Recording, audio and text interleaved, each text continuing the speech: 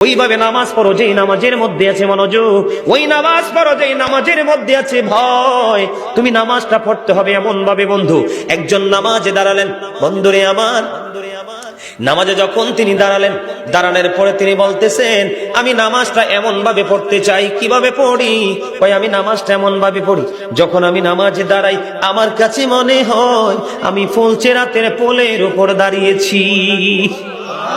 একটু যদি নড়বড় হয় আমি জাহান্নামে নিক্ষিপ্ত হব। তার মানে হলো আমি এতটাই মনোযোগের সাথে নামাজ পড়েছি যেন আমার নামাজটা বিন্দু পরিমাণ কোনো আংশিক ভাবে যেন অগ্রহণযোগ্য বলে আল্লাহর কাছে গৃহীত না হয়।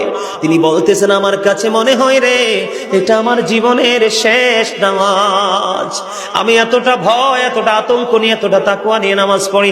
আমার কাছে মনে হয় আমার পিছনে যেন আজরাইল দাঁড়িয়ে আছে, ডানে বামে সালাম ফিরাতে দেরি রে, আমার কাছে মনে হয় আমার প্রাণ পাখিটা কেড়ে নিয়ে যাবে।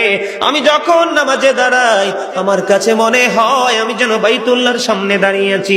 আমার কাছে মনে হয় আমার ডান দিকে জান্নাত অবস্থিত, বাম দিকে আমার জাহান্নাম অবস্থিত।